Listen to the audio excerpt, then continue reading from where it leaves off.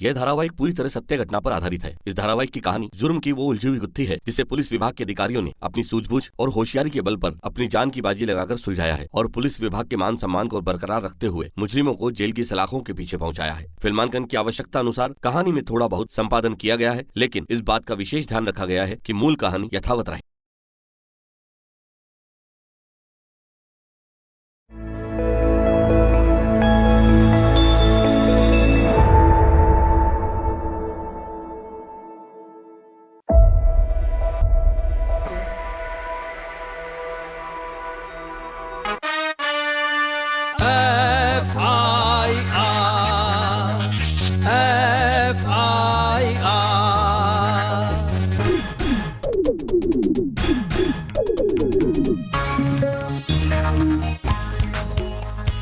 जुर्म हुआ है, किसने किया है? जुर्म हुआ है, किसने किया है? इसका कोई ज्ञान नहीं, गुमनाम किसी के नाम की है ये FIR।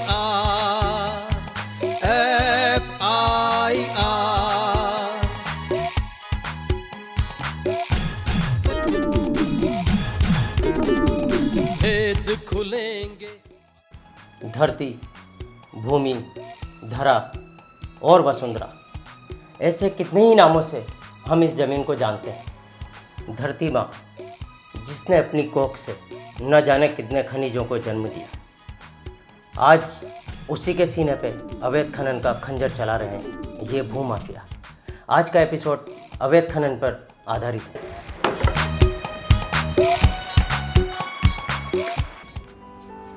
अगर हम इसी तरह इस भूमि का खनन करते रहें तो वो दिन ज्यादा दूर नहीं जब धरती और पाताल एक हो जाएगा।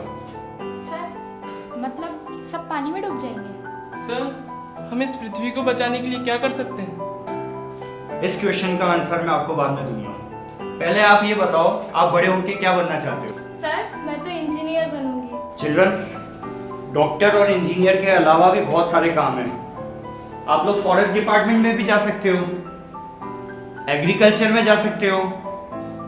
आप इसके बारे में एक बार रिसर्च करो ना, जहां पे आपको फॉरेस्ट के बारे में बताया जाता है इसके बारे में आप रिसर्च करिए।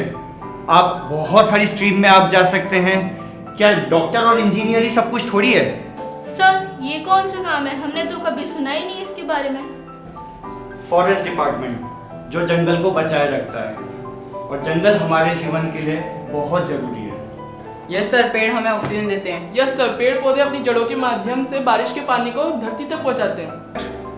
तुमने पूछा था ना इस पृथ्वी को हम कैसे बचा सकते हैं? हम हमारे जंगल को बचाकर ही इस धरती का संतुलन बनाए रख सकते हैं। वो कैसे सर? यदि अब भी हम संभल जाएं तो हम बहुत कुछ बचा सकते हैं। रोकना होगा हमें ये पेड़ों को कटने से। Stop illegal blasting. रोकना होगा हमें ये अवैध ब्लास्टिंग को। हम ये चीज अगर कर दें तो शायद हम बहुत कुछ बदल सकते हैं।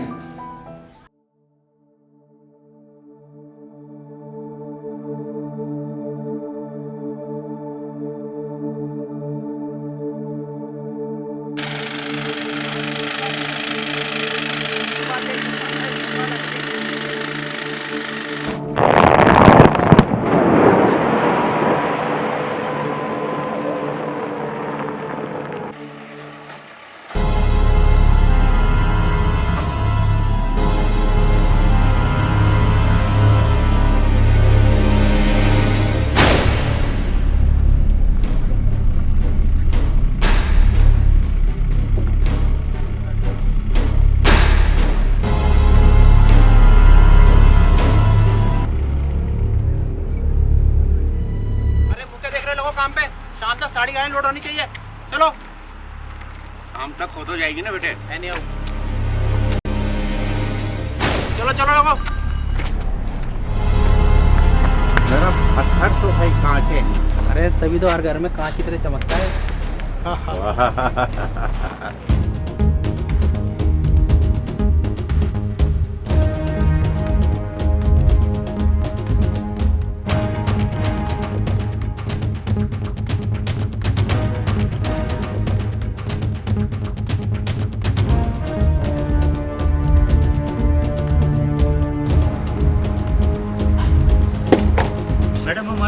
साहब संजय शर्मा जी, राजेश सेन साहब, मानमल जी, महेश कुमार।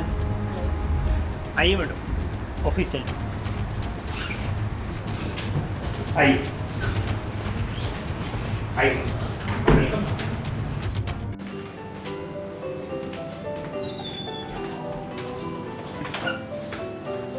मैडम सबसे पहले आप चार्ज लीजिए।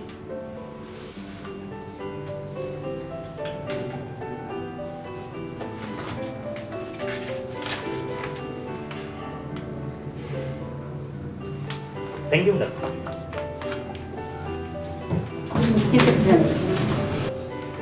मैडम ये बूंदी जिला है, इसके अंदर इंदरगढ़, हिंडोली, नैनवा, बूंदी और डाबी रेंज आती है। डाबी रेंज वो सबसे ज्यादा अवैध खनन के लिए मानी जाती है।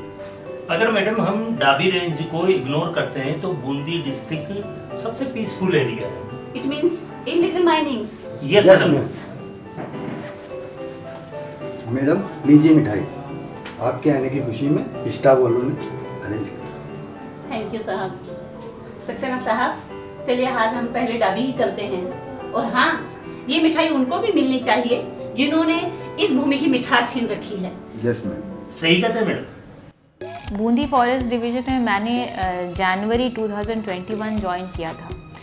तो यहाँ पे जब मैंने ज्वाइन करने से पहले भी सुना था कि अगर यहाँ एक इनफेमस एरिया है माइनिंग के लिए डाबी, तो सबने कहा था कि डाबी की तरफ अगर मुख फेर लो तो ये एक नॉर्मल डिवीज़न है, इसमें कोई प्रॉब्लम नहीं है। तो मैंने सोचा था कि आखिर डाबी में ऐसा क्या है कि मतलब वहाँ पे ज़्यादा कार्रवाई वगैरह और स्टेप लेने से आपके ऊपर जो है विपरीत प्रभाव पड़ता है। तो हालांकि फिर मैंने ज्वाइन किया, उसके बाद छोटी मोटी कार्रवाइयाँ ऐसे होती रहती थी, जैसे डाबी में गए, कभी माइनिंग देखा।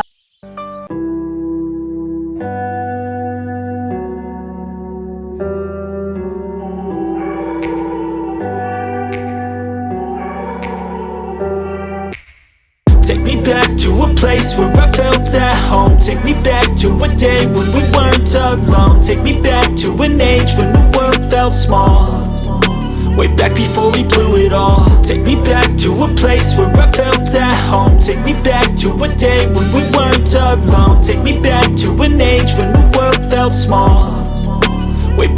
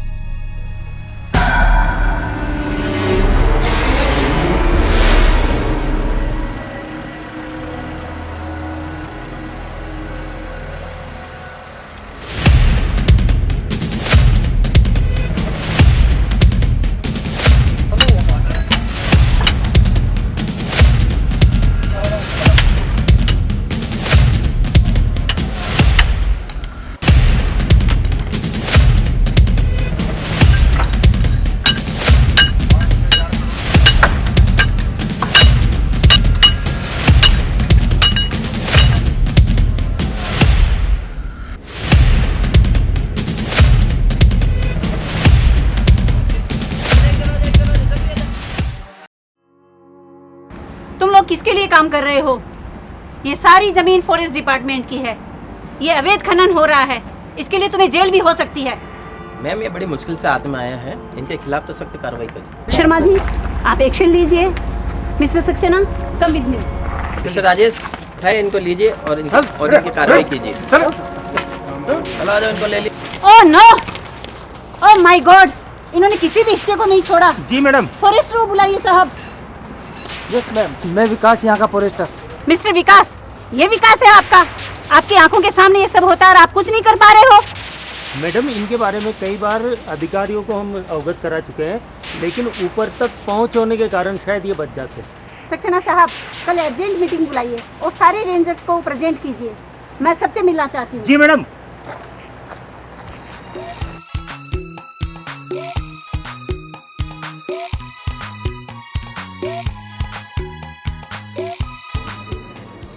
Hello everyone. Good morning ma'am. Good morning to all of you. Please have your seats. Thank you. हाँ मिस्टर सक्सेना साहब, सब आ गए? जी मैडम, सब आ गए, बस आप ही का इंतजार था। देखिए, अभी तक जो भी हो रहा था सब ठीक है, मगर हमें हर हालत में फॉरेस्ट की जमीन पे हो रहे इस अवैध खनन को रोकना होगा। लेकिन कैसे?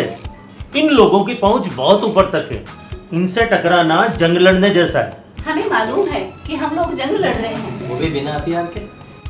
यस सर, लेकिन योजनाबद्ध तरीके से काम किया जाए तो काफी हद तक इस चुनौती को हम सॉल्व कर सकते हैं। Yes ma'am.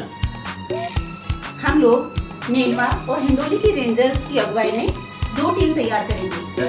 हमारे मुखबिर मुझे सूचना देंगे और मैं आप दोनों को। लेकिन याद रहे, ये इंफॉर्मेशन किसी के साथ शेयर नहीं होनी चाहिए। ओके? गुड।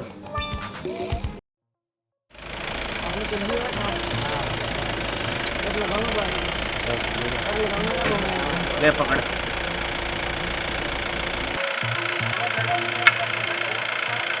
अरे किसका चल रहा है काम? अरे किसका चल रहा है काम?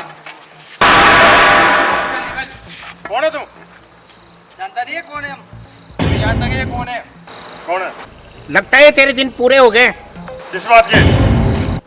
निकल जाए यहाँ से, वरना यही रड़ाओं में दबा देंगे तेरे को। तो चलते हैं, मैडम को रेंजर साहब को कॉल करते हैं। तेरे को तो मैडम देख लेगी। अबे जा, तेरी मैडम को तेरे रेंजर को देख लेंगे हम। साला बड़ा आया धमकाने वाला। वाह बेटे मेहताब, मजा आ गया।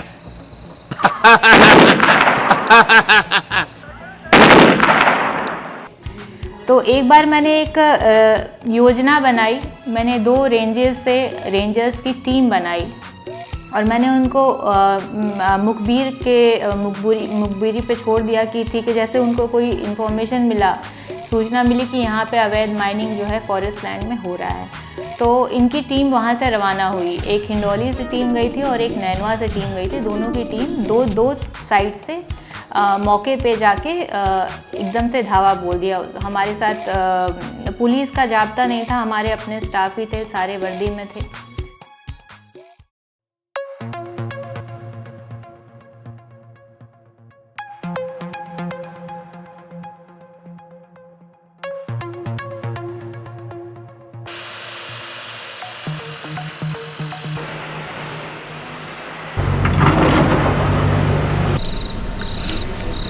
मैडम, मैं खैराती बोल रहा हूँ। हाँ खैराती, बोल। अच्छा, हाँ, अच्छा चलो आते हैं। जी मैडम। मूव।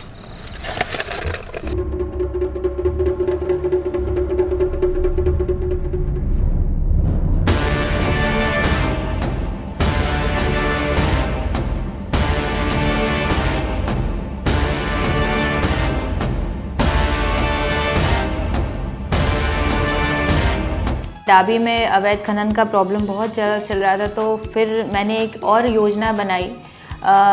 काफ़ी सारे पत्थर के स्टॉक्स वहाँ पे पड़े हुए थे माइनिंग उसमें करने के, और जैसे ही मौका मिलता है ये खननकर्ताओं को, तो मौका देख के ये पत्थर अपनी गाड़ी में लोड करते हैं और लेके चले जाते हैं। तो फिर हमने एक वो किया, एक ब्लास्टिंग वाले से बात करके, हालांकि ब्लास्टिंग करने के लिए कोई यहाँ पे तैयार नहीं हो रहे थे, क्योंकि इतना डर है इन अवैध खनन माफियाओं का कि ये जो छोटे लेबर्स होते हैं वो भी बोले कि नहीं मैडम हम लोग नहीं करेंगे, दिक्कत हो जाएगी। और ये फिर मैंने काफ़ी समझाइश की उनसे और उनको समझाया इस बात के लिए, तो उन्होंने फिर वहाँ पे आके फिटिंग करवाया। वो जो ब्लास्ट करते हैं वहाँ पे ब्लास्टिंग टेक्निक वो जो लागू करते हैं, और सारा फिर मौके पे मैं खुद गई, क्योंकि स्टाफ में मनोबल बढ़ता है जब आपके अधिकारी साथ में होते हैं, लीड करते हैं फ्रंट से।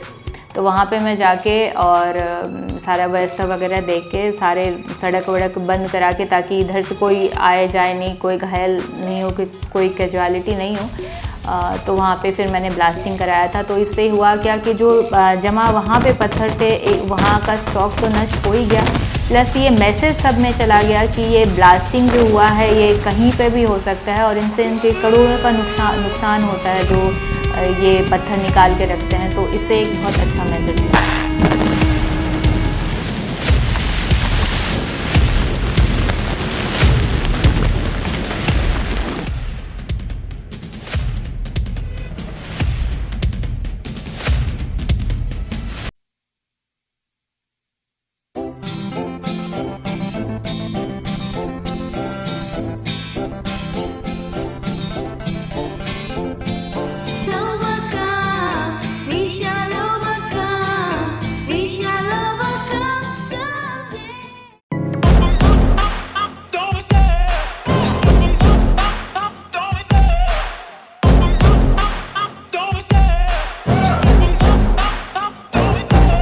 Love the chase and the hunt, and I set the pace when I'm running. I always take what I want and I always give it 100. Don't need a bank, no I'm funded. Play the game like it's nothing. I'm always thankful for something. Don't take for granted, stay humble. Now wake up, it's time to look at the enemy. Look in the mirror if he is no.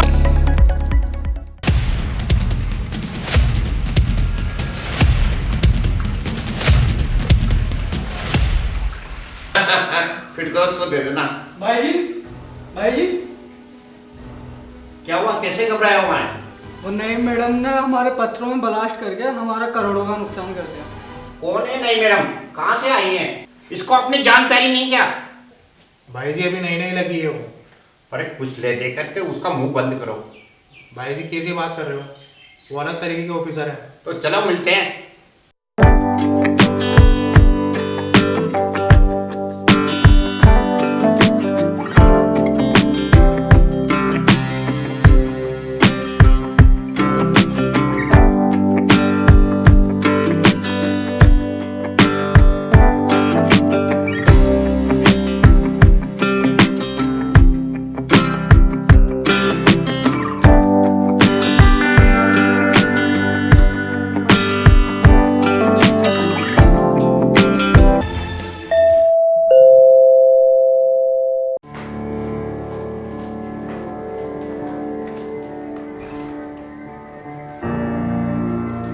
घर पे जी बैठिए, आपका भी।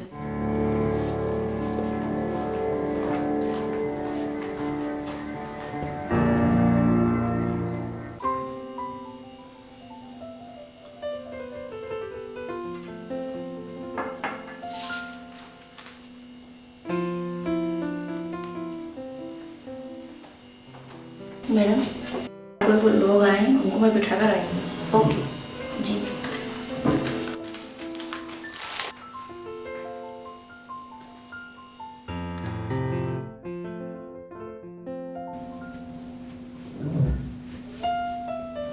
Yes नमस्ते ma'am, मेरा नाम दिलबाग है।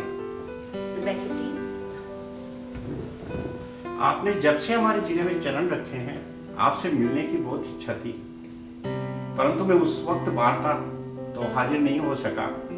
अब मैं आपके आने की खुशी में मिठाई लाया हूँ। हमारे आने की खुशी में? हाँ। बैठिए।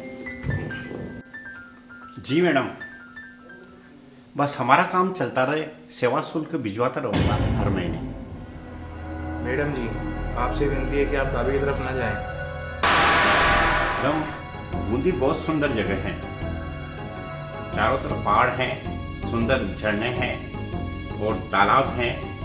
आप वहाँ कहाँ ढाबे में जाकर के आप पत्थरों से अपना सिर टकरा रही हैं। तुम सब ये काम गैर कानूनी कर रहे हो।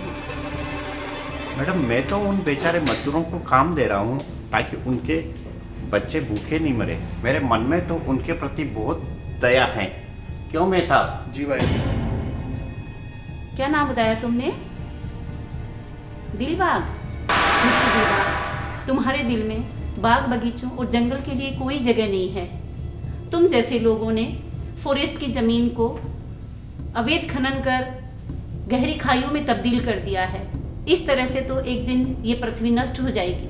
मैडम जी ज्ञान मत बांटो, पढ़े लिखे नहीं है हम। अगर पढ़े लिखे होते तो आपकी तरह कुर्सी पर बैठे होते हैं। वैसे भी मैडम जी आपने ब्लास्ट करके मेरे करोड़ों रुपए का नुकसान कर दिया। नुकसान तुम्हारा नहीं हो रहा है, नुकसान सरकार का हो रहा है, नुकसान हमारे रेवेन्यू डिपार्टमेंट का हो रहा है, और सबसे बड़ा नुकसान तो पर्यावरण का हो रहा है। तुम लोग दौलत की लालच में अंधे हो गए हो। तो मेरे अकेले के बंद करने से अवैध खनन बंद हो जाएगा क्या? मैडम शायद आप हमें अच्छे से जानती नहीं है, और मैं तुम्हें जानना भी नहीं चाहती।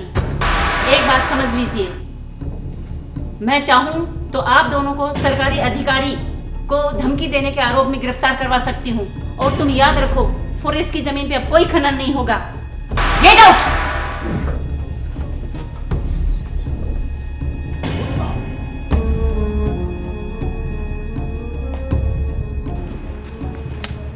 नेताजी को फोन मिला।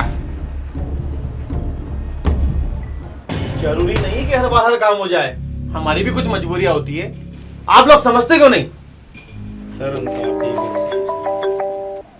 मैं देखता हूँ क्या होता है। हाँ बात कर रहा था, लीजिए सर। हेलो नेताजी आपने किस अधिकारी को लगा दिया यहाँ पे? अरे भाई मैंने नहीं लगाया है, ऊपर से आई है, सरकारी आदेश है, मैं क्या कर सकता हूँ। और तुम लोगों ने भी तो अति कर रखी है यार। आटे में नमक होता है, तुमने नमक में ही आटा कर दिया। मैं देखता हूं, आप लोग जाइए, मैं देखता हूं।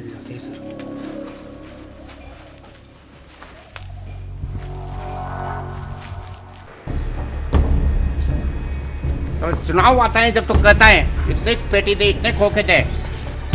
भाई जी आप कहो तो मैं इनको लोरी से उड़ा दूं। कभी कभी तो मन करता है तेरे को ही उड़ा दूं। लगता है दूसरा ही झंडा ढूंढना पड़ेगा। और झंडा भी।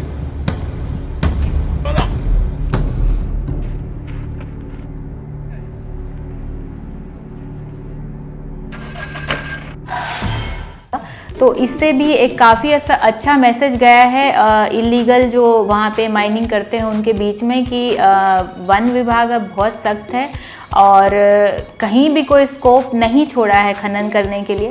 बट फिर भी इक्का दुक्का जो लोग कोशिश करते हैं वो तो करते ही रहते हैं, वो प्रथा चलती रहेगी। बट हाँ, पिछले 20-25 सालों में जो डाबी में अभी तक नहीं हो पाया था, इन जनरल भी आप किसी से भी फीडबैक लोगे तो उससे पता चलेगा कि खनन पे काफ़ी ज़्यादा नियंत्रण हुआ है।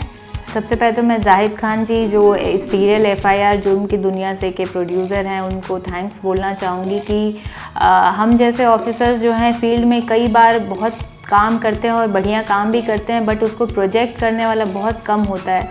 तो इनका जब मेरे पास फ़ोन आया था तो आई वॉज़ वेरी हैप्पी कि चलो एक तो जो मैं कर रही हूँ वो डॉक्यूमेंट भी हो जाएगा, प्लस जो यहाँ पे हो रहा है वो दुनिया देखेगी इस सीरियल के माध्यम से। तो I am really thankful to the whole team कि उन्होंने इस काम को देखा एंड इस काम को सराहा कि उनको लगा कि ये इस पे फिल्मांकन करने लायक ये एक टॉपिक है।